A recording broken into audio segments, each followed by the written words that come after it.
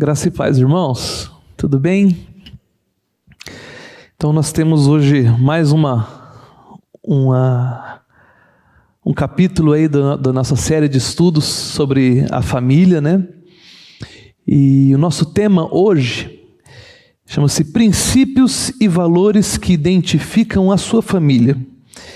E para podermos introduzir o estudo, eu gostaria de convidar vocês todos a abrirem suas Bíblias. Salmo 128, nós vamos ler. Gostaria de convidar os irmãos a lerem comigo, em uma só voz, dos versos 1 até o 6. Bem-aventurado aquele que teme ao Senhor e anda nos seus caminhos. Do trabalho de tuas mãos comerás. Feliz serás e tudo te irá bem. Tua esposa no interior da tua casa será como a videira frutífera. Teus filhos como rebentos da oliveira, à roda da tua casa. Eis como será o homem que teme ao Senhor. O Senhor te abençoe desde Sião, para que vejas a prosperidade de Jerusalém durante os dias da tua vida. Veja os filhos de teus filhos. Paz sobre Israel. Vamos orar mais uma vez? Senhor nosso Deus, nós te louvamos, te agradecemos, Pai, porque a tua palavra ela é viva e eficaz e ela sempre vem ao encontro dos nossos corações de maneira salvífica e também edificante, Pai. Te pedimos mais uma vez esta noite que Tu operes em nossos corações, em nossas vidas, nas vidas de nossas famílias pela Tua palavra, Pai. Abre-nos o entendimento e revela-se a nós um pouco mais. Em nome de Jesus. Amém.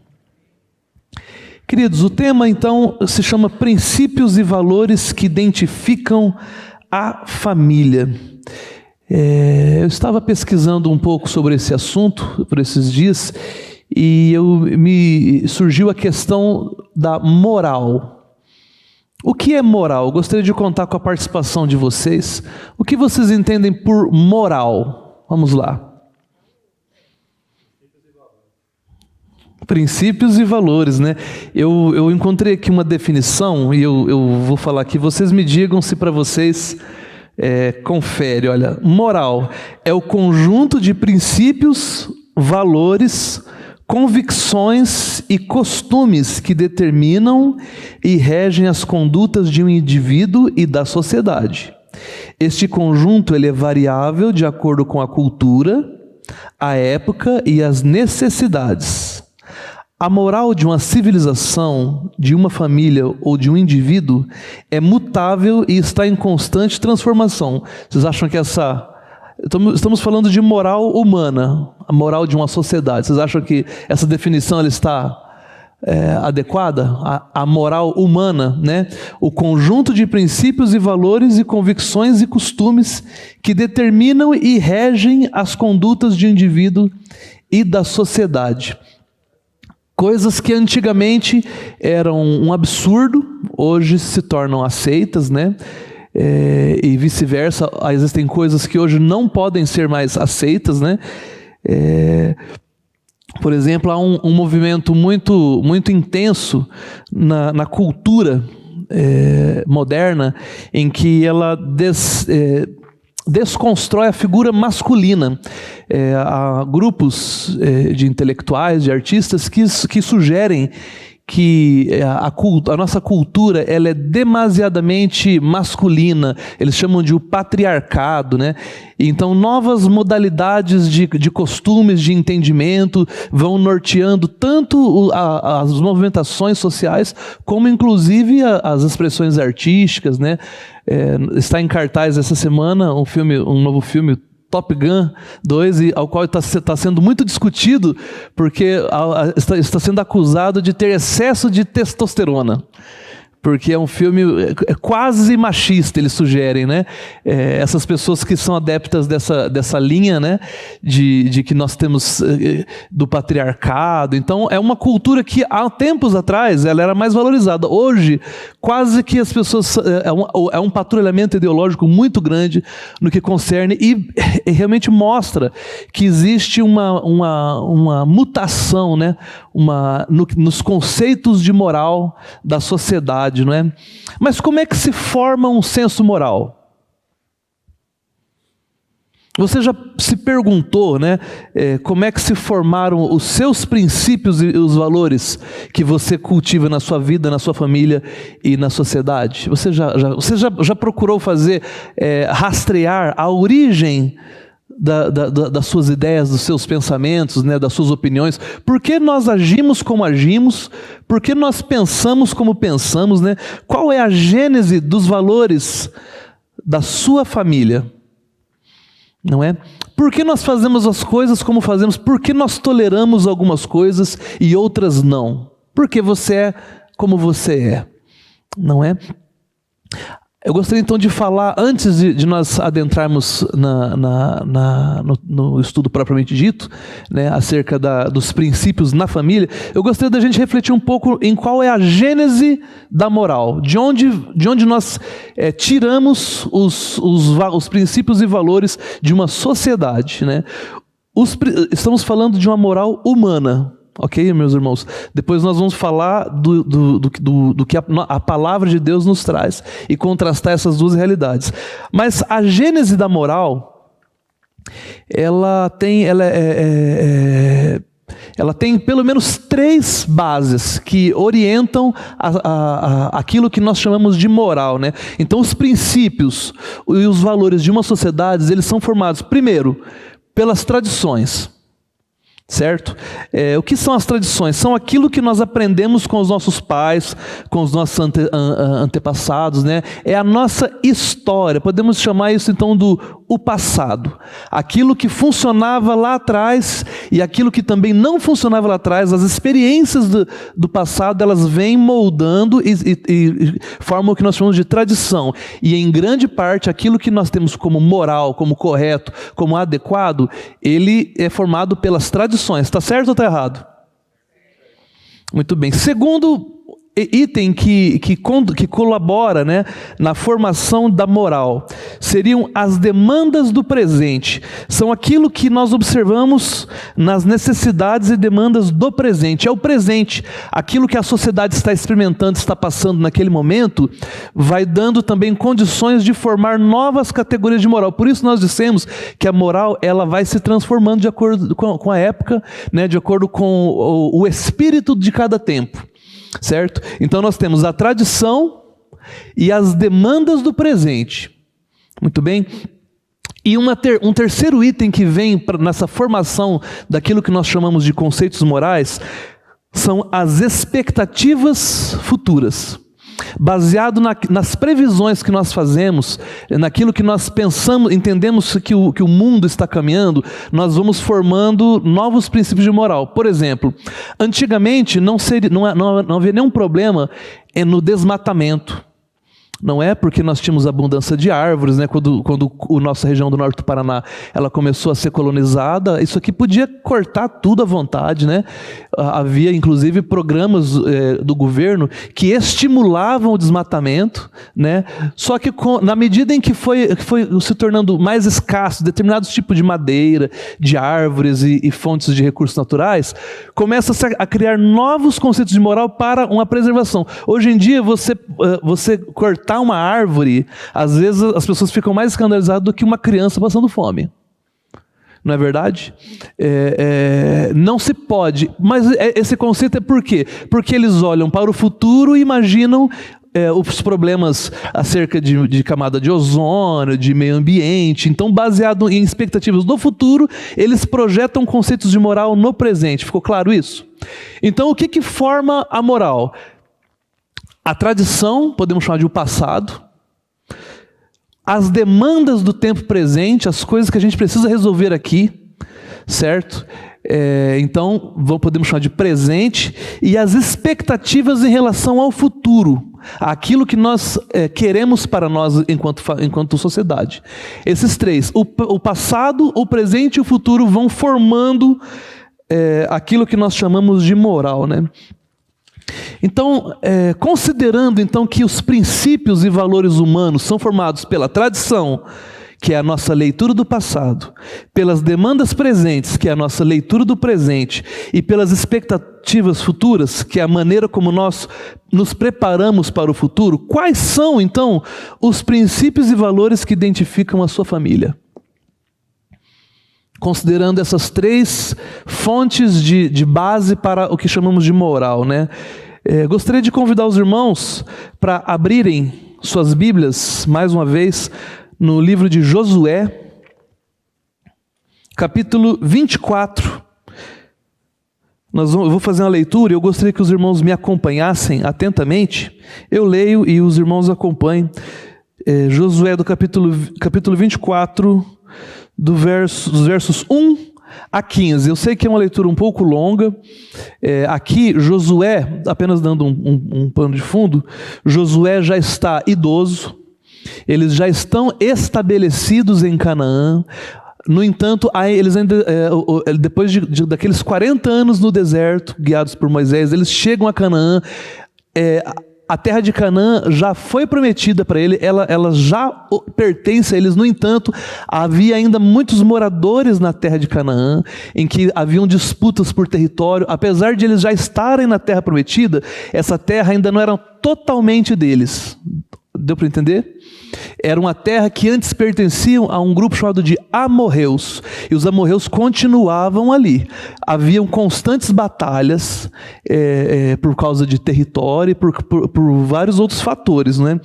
E Josué, já idoso, chegando próximo à sua morte, ele chama o povo para ouvi-lo, conclama todo o povo e ele se coloca a discursar, e ele faz um resumo de toda a história do povo hebreu até então, desde quando houve o chamado a Abraão até aquele momento em que eles estavam. Vejam que resumo interessante que Josué faz, e ao final do resumo ele chama os irmãos a uma responsabilidade. Vejam lá, Josué capítulo 24. Depois reuniu Josué todas as tribos de Israel em Siquém, e chamou os anciãos de Israel, os seus cabeças e os seus juízes e os seus oficiais, e eles se apresentaram diante de Deus. Então Josué disse a todo o povo: assim diz o Senhor, Deus de Israel: antigamente vossos pais, Tera, pai de Abraão e de Naor, habitaram da além do Eufrates e serviram a outros deuses. Passado. Eu, porém, é Deus falando. Esse eu não é Josué, é Deus falando, né? Eu, porém, tomei Abraão, vosso pai, da além do rio e o fiz percorrer toda a terra de Canaã. Também lhe multipliquei a descendência e lhe dei Isaque. A Isaque dei Jacó e Esaú. E a Esaú dei em possessão as montanhas de Seir. Porém Jacó e seus filhos desceram para o Egito.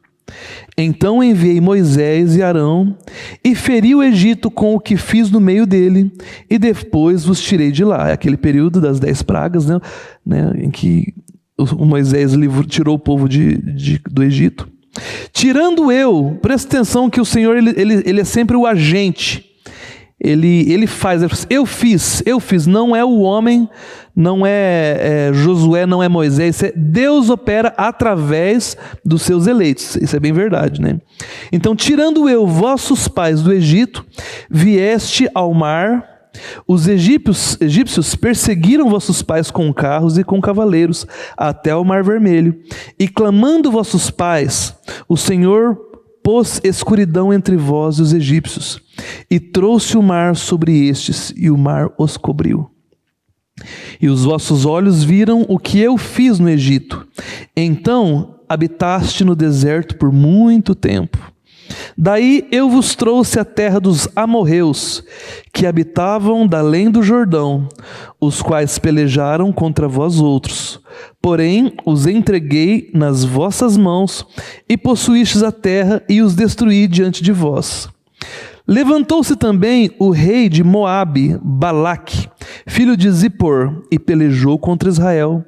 Mandou chamar Balaão, filho de Beor, para que vos amaldiçoasse. Porém, eu não quis ouvir Balaão, e ele teve de vos abençoar.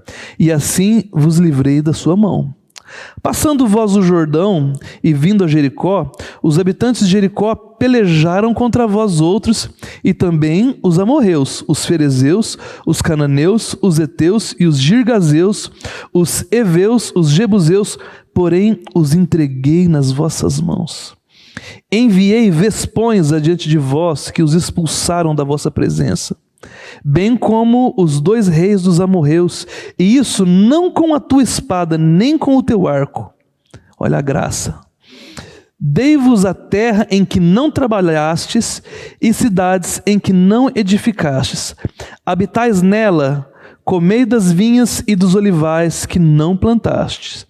Agora, pois, diante disso tudo que foi mostrado, de todo o cuidado que eu tive com vocês, retirando vocês primeiramente da terra de Abraão, da terra da Babilônia, depois retirando do Egito, todo esse cuidado que eu tive com vocês, demonstrei amor, demonstrei fidelidade. Agora, pois, temei ao Senhor e servi-lo com integridade e com fidelidade. Deitai fora os deuses aos quais serviram vossos pais, da além do Eufrates e no Egito, e servi ao Senhor. Porém, se vos parece mal servir ao Senhor, escolhei hoje a quem sirvais, se aos deuses a quem serviram vossos pais, que estão além do Eufrates, ou aos deuses dos amorreus, em cuja terra habitas.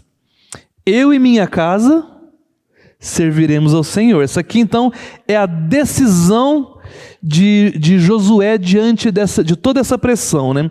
Josué, ele foi temente a Deus o suficiente para, diante da pressão do povo, das tradições e da cultura local, ele foi temente o suficiente para decidir servir o Senhor. E não apenas isso, ele admoestou todo o povo.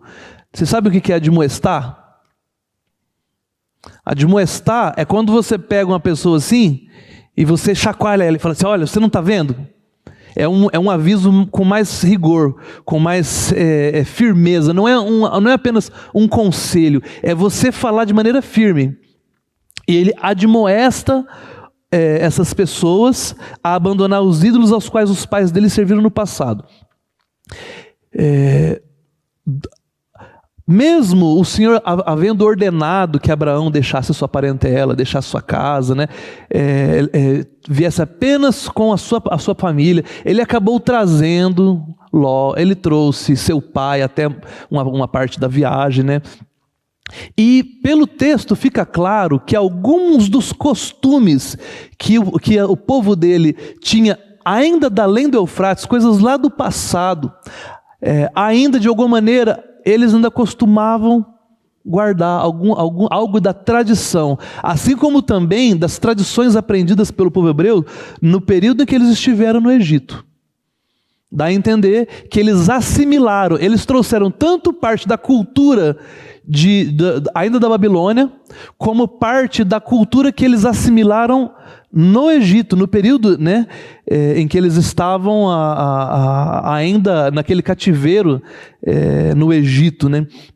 Então essa admoestação foi para que o povo não se deixasse levar nem pelo tradicionalismo pagão da além do Eufrates e do período do Egito, e nem se contaminar pela cultura vigente, que eram as práticas dos amorreus, dos jebuseus, dos ferezeus, dos heteus e todos esses eus que foram colocados aí, né?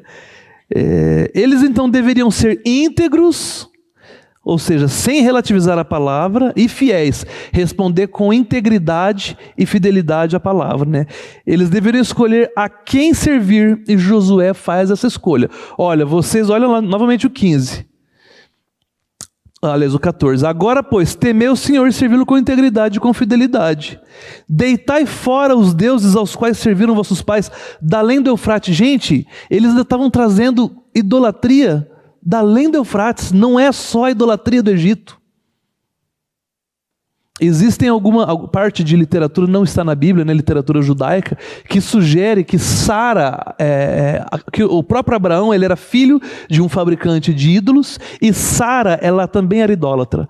Dá a entender, de alguma maneira, que algo ainda havia ficado para trás. Aliás, algo eles estavam trazendo desde lá né, ainda que Abraão foi fiel, ainda que Isaac e Jacó são os patriarcas, né? Mas pelo texto, ainda havia um serviço, uma idolatria aos deuses que os pais da além do Eufrates, ou seja, ainda na época da Caldeia, de Ur dos Caldeus, Babilônia, né? Eles ainda estavam guardando, né? No verso 15, porém se vos parece mal servir ao Senhor, escolhei hoje a quem servais. Se aos deuses a quem serviram os vossos pais que estavam além do Eufrates, o passado, o tradicionalismo, aquilo que a gente vem trazendo, né? Ou os deuses dos amorreus em cuja terra vocês estão habitando agora.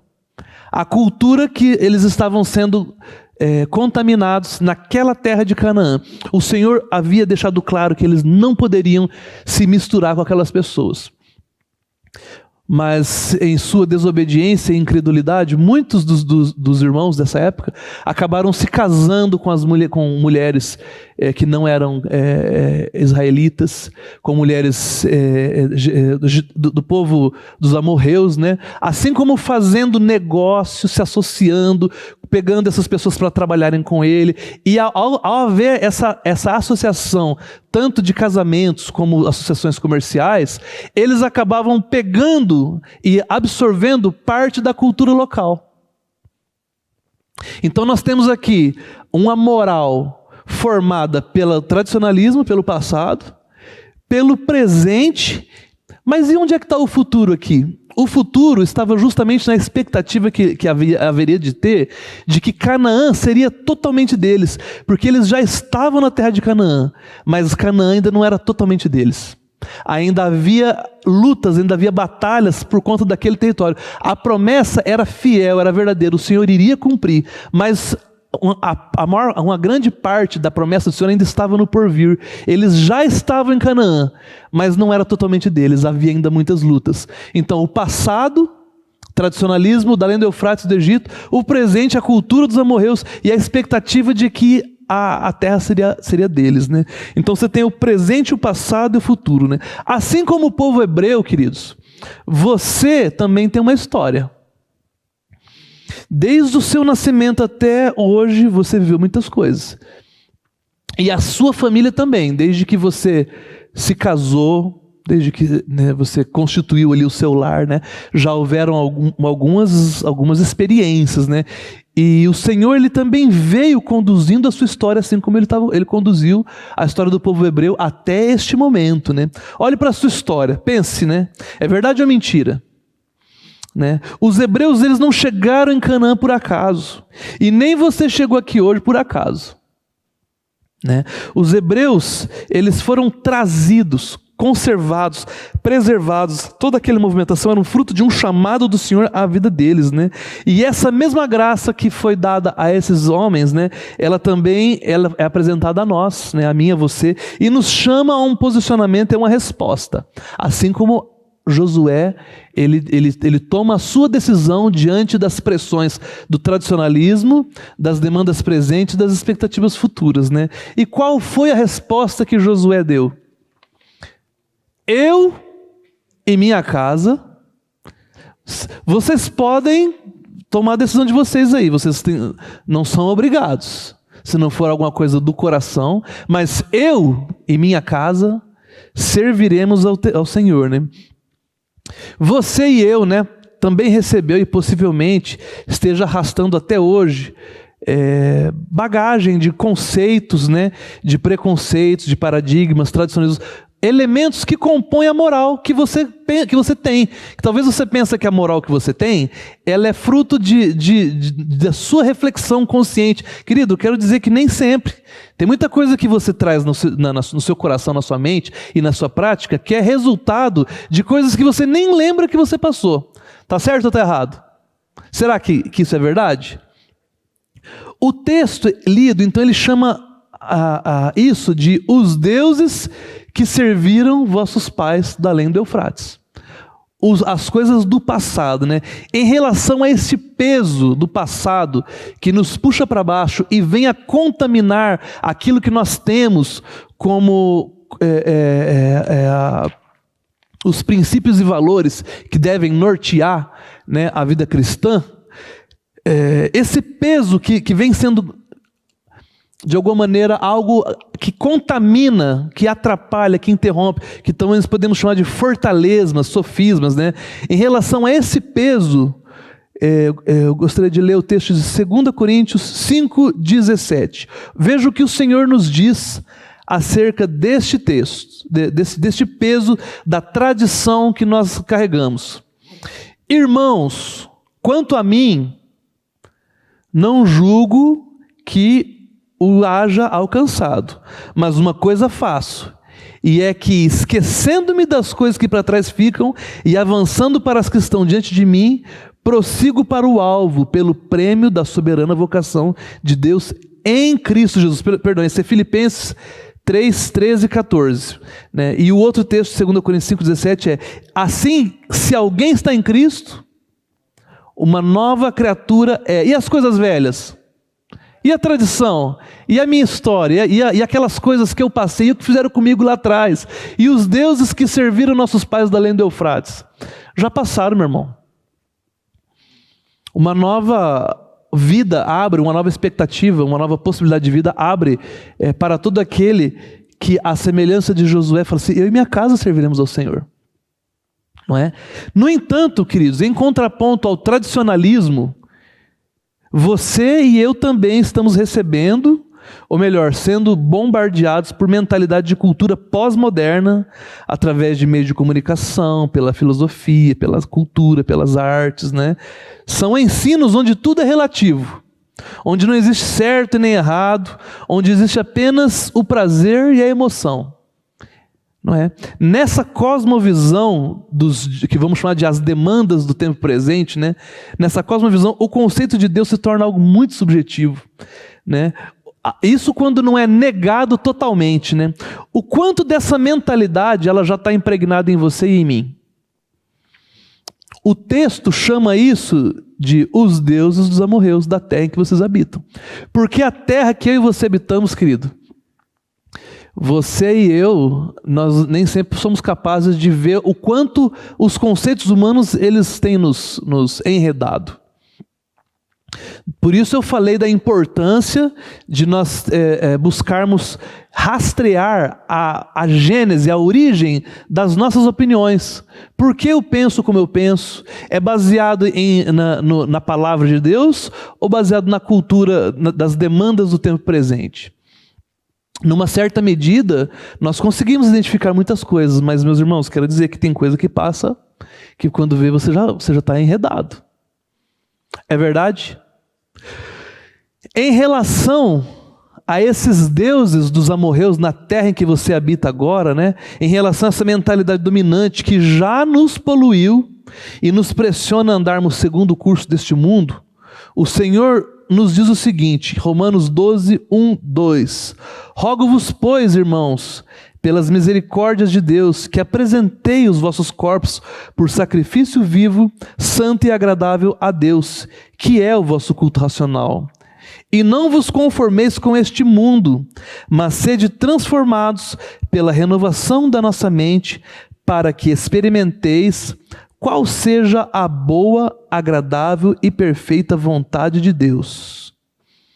Eu sempre digo isso, eu já falei isso aqui num domingo, que você pode estar diante de um mestre, um PhD, um doutor, em qualquer área do conhecimento, né? Se essa pessoa ela não teve a mente renovada, se ela não crê no Senhor Jesus Cristo, você está diante de um tolo. Se você disser isso para ele, ele vai ficar muito chateado com você, né? Mas só que essa é a verdade, porque todos os seus pressupostos, eles estão contaminados pelo tradicionalismo, pela cultura vigente e por uma expectativa futura que nós nem sabemos qual que é. Porque para essa terra, nesse mundo, as pessoas elas nem pensam em que um dia nós estaremos todos diante do Senhor para sermos julgados e prestarmos conta daquilo, tudo que fizemos e deixamos de fazer. Essas pessoas nem consideram. Elas pensam que todo mundo é filho de Deus e no final tudo vai dar certo. Então, isso quando elas não negam totalmente, né, quando elas pensam assim que no futuro tudo acaba, você morre e acaba, então comamos e bebamos porque amanhã nós morreremos, né? Então essas pessoas elas por mais capazes, por mais preparo que possam ter de cultura, os pressupostos delas estão equivocados. E se o pressuposto está errado, dificilmente ele tirará conclusões segundo a palavra de Deus. Dificilmente, né? Qual é a sua visão? Qual é a visão tradicional, a visão pós-moderna e a visão acerca do futuro, bíblicas e do mundo? Nós precisamos conferir isso em nossos corações, se aquilo que eu tenho, aquilo que tem formado chamamos assim, princípios e valores da minha família, se eles têm tido uma procedência celestial ou uma procedência mundana. Porque a maneira como nós lidarmos com essas questões, elas irão refletir totalmente no dia a dia e no desenvolvimento das nossas famílias. Não tem como você colher fruto espiritual de carnalidade, meus irmãos. Não tem. A minha e a sua mente, ela precisa ser renovada, ela precisa ser transformada, ela precisa ter a revelação da pessoa e da obra do Senhor Jesus Cristo naquela cruz do Calvário, em que quando Ele foi levantado da terra, ali Ele atraiu todos nós. Mas esse efeito, ele surte efeito em todos? Não, só naqueles que creem. Você crê? Se você crê, a sua vida ela foi crucificada, os seus pecados todos eles foram crucificados com Cristo. E não apenas os seus pecados, você mesmo espiritualmente foi levado para aquela cruz juntamente com Ele. E ali, na sua morte, foi a morte do seu velho eu, e na ressurreição de Cristo você também ressuscita para uma nova vida.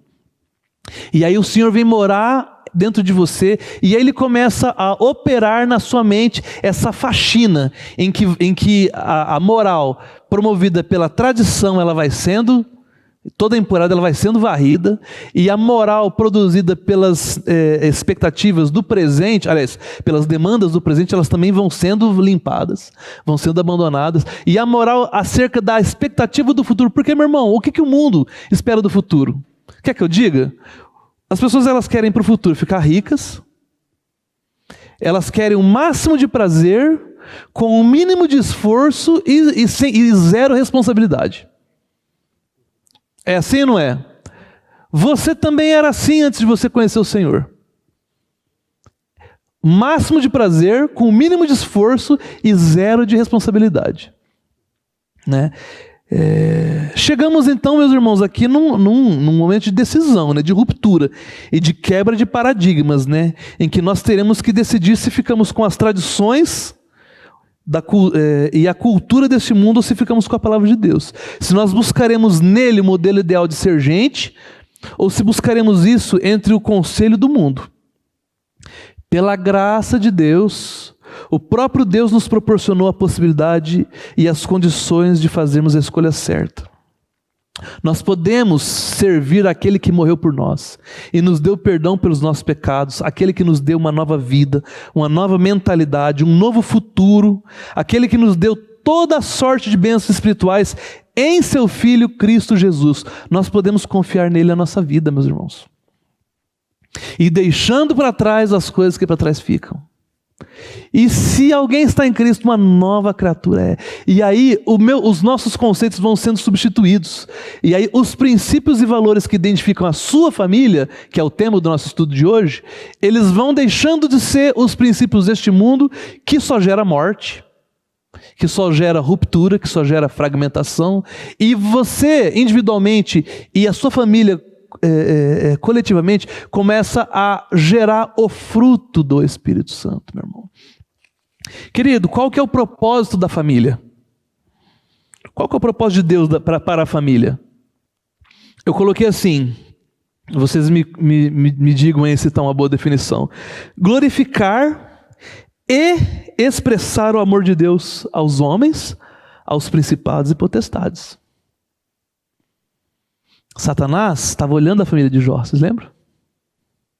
Propósito da família: glorificar, digamos assim, que seja uma ação vertical, glorificar você com Deus, e expressar, horizontal, você com os irmãos, com as pessoas, todos os homens, né? Porque você não pode colocar uma luz embaixo da cama, ela tem que ser colocada em cima para que a luz brilhe, né?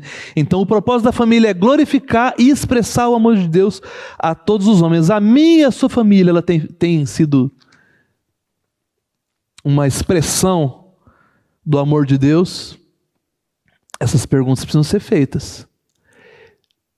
O quanto de envolvimento com a cultura e a moral produzida pelos homens, baseada na tradição, na demanda presente e expectativa futura, e o ensino bíblico sobre a verdade do Evangelho, né? Essas duas coisas elas irão brigar dentro da sua cabeça e da minha.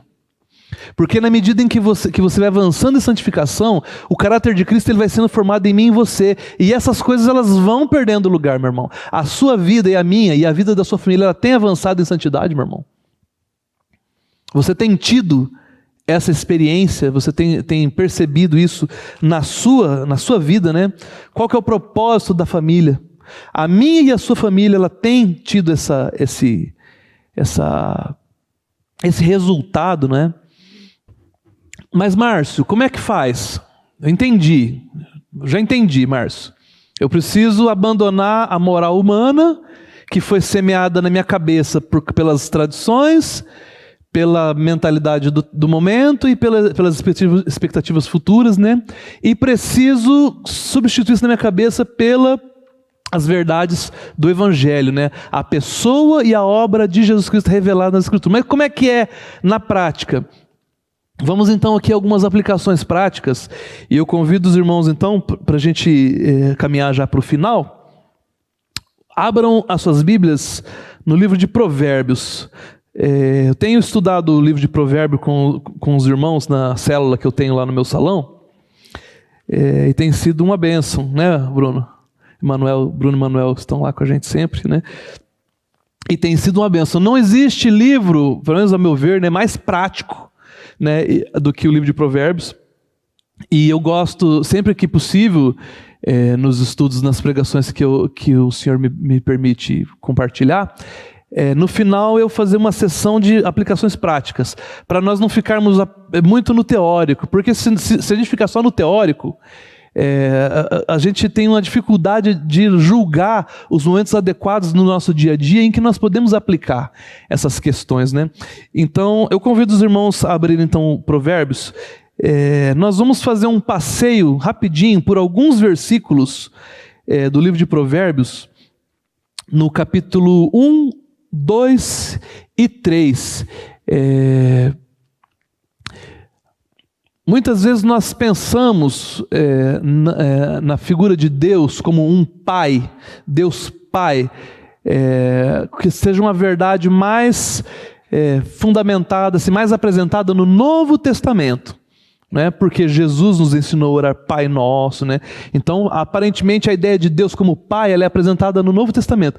Porém, no Antigo Testamento, no livro de Provérbios, é o livro que mais apresenta Deus como Pai.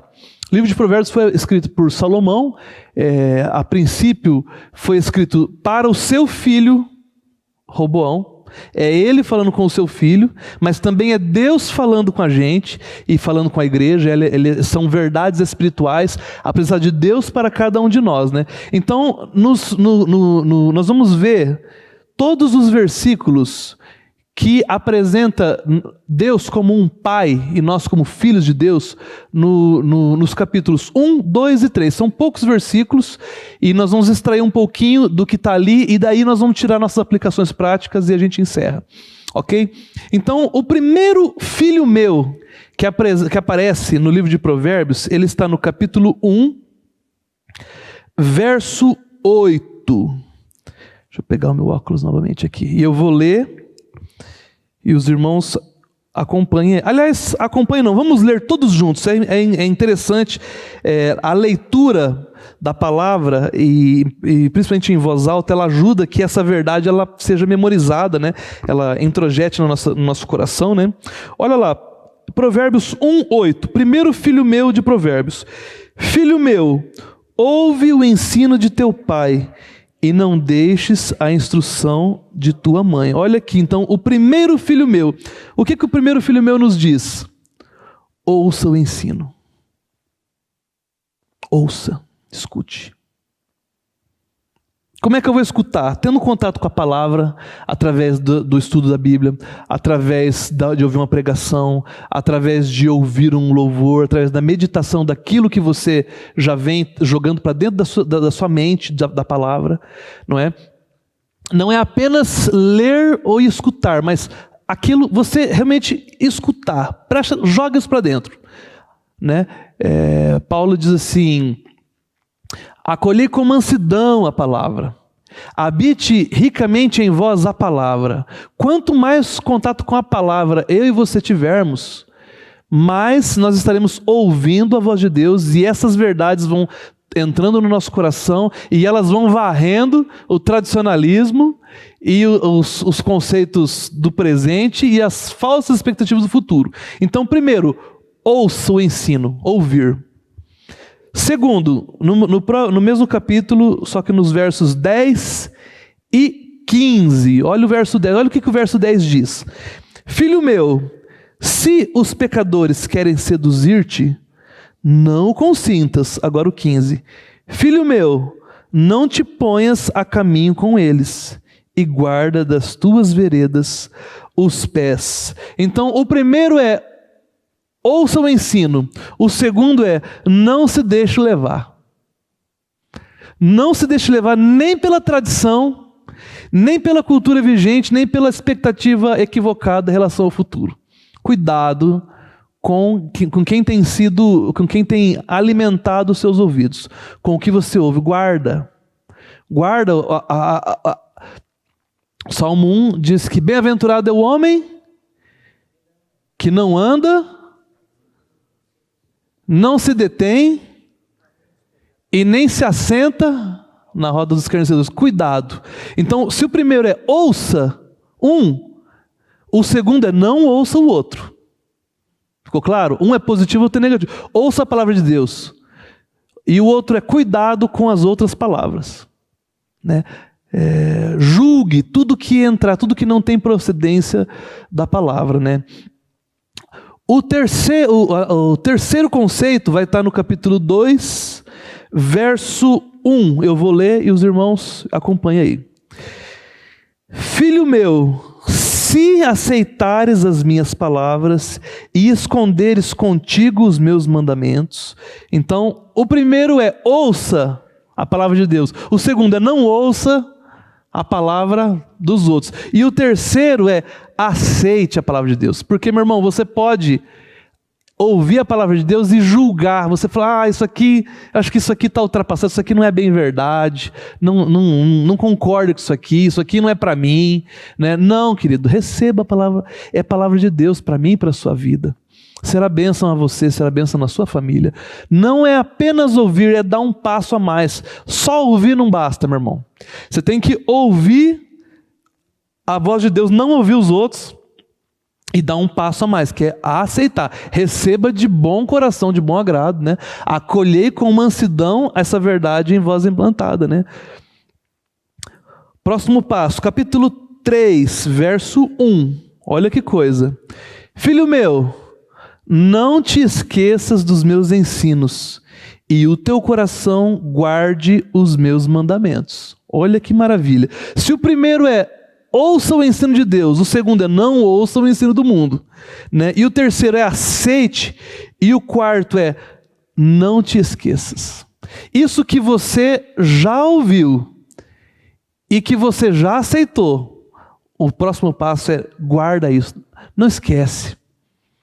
Trazer à memória aquilo que te dá esperança. Tudo que for bom, que ocupe o vosso pensamento, não é?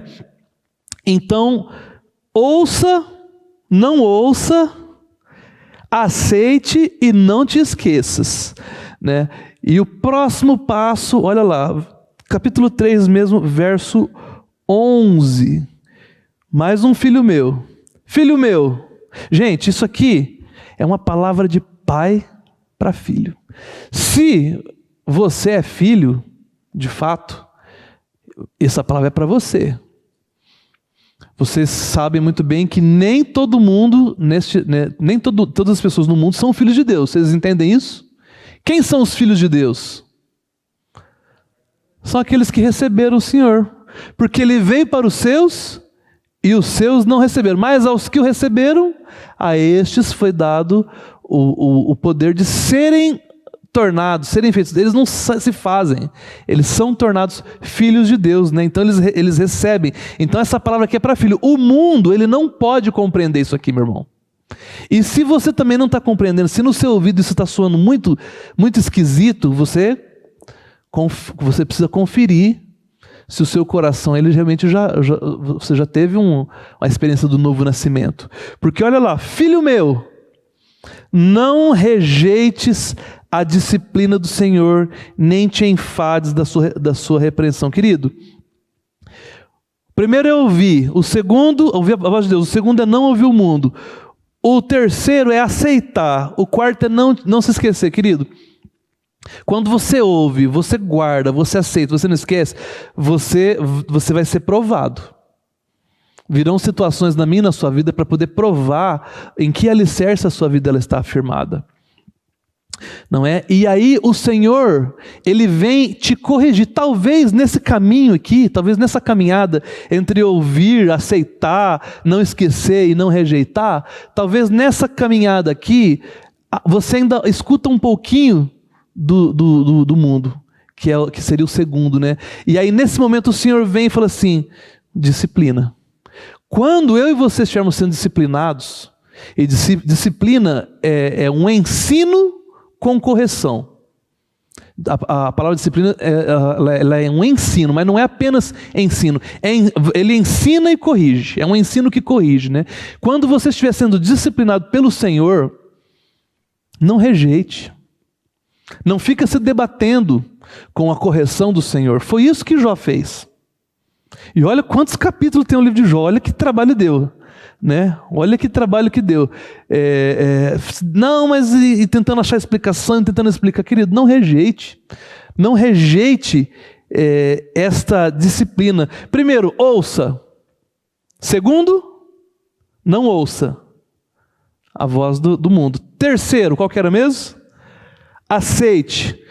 Quarto, não esqueça. Quinto, não rejeite. E o sexto e último, Provérbio 3, verso 21. Filho meu, não se apartem estas coisas dos teus olhos. Guarda a verdadeira sabedoria e o bom siso. Existe então uma falsa sabedoria. Se existe a verdadeira sabedoria, existe a falsa sabedoria. O que é a falsa sabedoria? Do que ela é formada? Das tradições, da cultura vigente e das falsas expectativas do futuro. Essa é a falsa sabedoria. E o que ele está dizendo ali? Guarda a verdadeira sabedoria. E onde é que está essa verdadeira sabedoria? É a palavra que sai da boca do Senhor. e vem bem no nosso coração. O único conhecimento que ele vai tão fundo a ponto de dividir alma e espírito. A cultura do mundo tradicionaliza as expectativas, elas não fazem isso. Agora a palavra vem e ela mostra quem sou eu, quem é você, e uma vez que a nossa mente foi ela realmente renovada, aí agora a nossa família passa a desfrutar dos princípios e valores do Senhor, identificando em nossa família. Então, qual que é o último? Não perca isso de vista, meu irmão. Não perca isso de vista. Olhar atentamente para o autor e consumador da nossa fé, Jesus Cristo, né? Para quem você está olhando? Você lembra o que Josafá disse diante daquela situação em que ele estava sendo ameaçado por um exército enorme e ele não tinha condição de ganhar, né? Ele chama todo o povo para um jejum, né, para se preparar para aquela batalha, e ele fala assim: os meus olhos eles estão postos no tamanho do outro exército. Foi isso? Não. Ele falou assim: os meus olhos estão postos em ti, no Senhor, né? E com os olhos postos no Senhor, ele pôde triunfar naquela batalha, não é? Então, primeiro, desculpe ser repetitivo, eu sou adepto da ideia de que a repetição é que ajuda a memorizar, ajuda a aprender, né? Eu sou repetitivo mesmo, minha mulher sabe, né? Primeiro, ouça. Falem vocês agora. Primeiro, ouça. Segundo, não ouça. Terceiro, aceite. Quarto, não esqueça. Não esquece disso. Quinto, não rejeite. Sexto, não perca isso de vista. Meus irmãos, nós não sabemos quando o Senhor vai voltar. Nós temos a expectativa de que Ele volte em breve, né? Há muitos sinais, muitas evidências que nos levam a entender dessa maneira, né? Mas só que o fato é que Ele ainda não voltou. E já que Ele ainda não voltou, como viveremos nós? Como é que nós vamos viver nessa vida? Pelas tradições? Pelas demandas presentes? Pela expectativa do futuro? Não, queridos, pela palavra de Deus. Habite ricamente em vós a palavra de Deus. Ela é poderosa para salvar a sua alma, para renovar a sua e a minha mente. Como um último texto, vamos novamente lá para Romanos 12.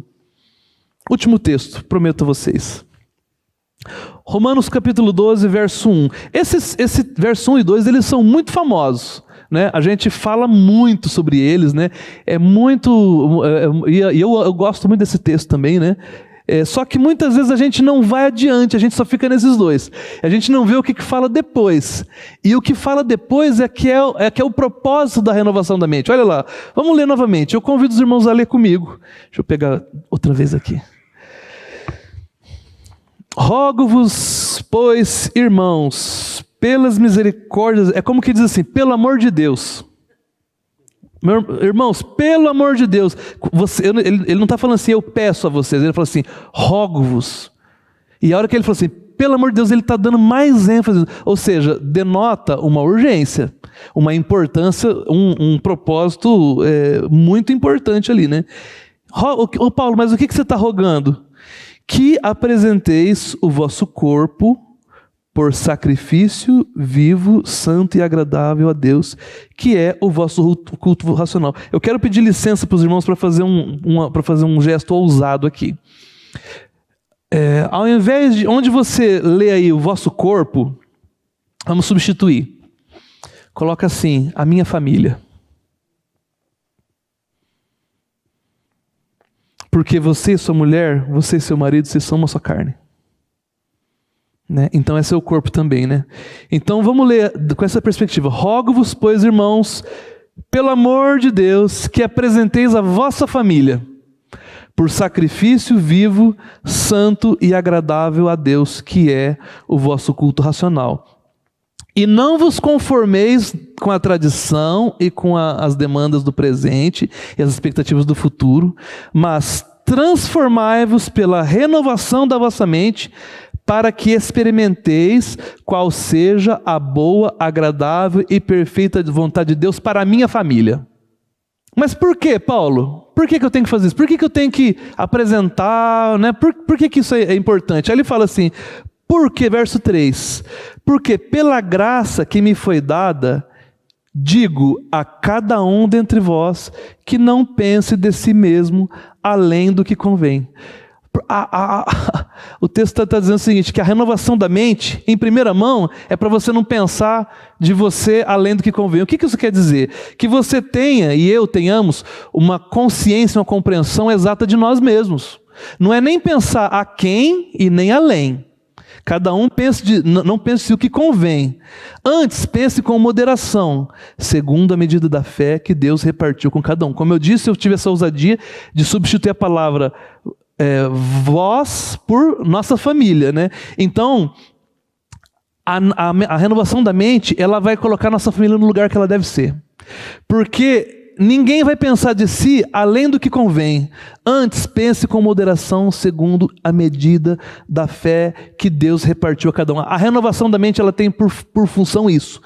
Ela ajustar. Se o novo nascimento, ele me tira do mundo, a santificação tira de mim o mundo, e ela vai renovando, e eu passo a me ver, a ter um autoconhecimento meu e da minha família adequado segundo a palavra de Deus. Amém, meus irmãos? Que essa palavra, ela encontre lugar nos nossos corações, que nós possamos ouvir, não ouvir os outros, aceitar, não esquecer, não rejeitar e não perder isto de vista. Não perca isso de vista. Vamos orar?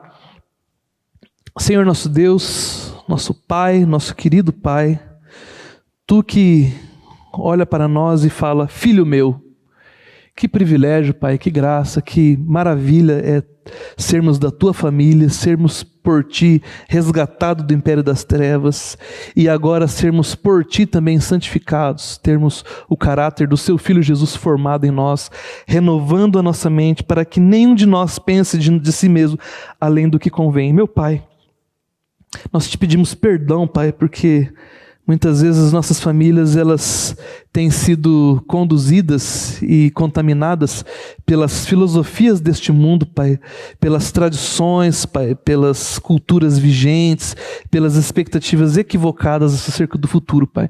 Mas nós cremos e confessamos, Pai, que Tu é poderoso e também é da Tua vontade que a nossa mente, a nossa família, elas sejam renovadas, Pai. Cria em nós, Pai, cada vez mais o Teu caráter, desenvolve ele em nós, promove em nós a renovação da nossa mente, Pai, e também da mentalidade de nossas famílias, Pai. Purifica as nossas famílias, Pai. Nós queremos proclamar, Pai, assim como Josué diz, Pai, que eu e minha casa serviremos ao Senhor, Pai. E isso, nossas famílias, nós colocamos nas Tuas mãos, Pai, colocamos no Teu altar, Pai, confiantes de que Tu nos ouve e que é da Tua vontade esta obra, meu Pai. Em o nome de Jesus Cristo que nós pedimos e agradecemos. Amém.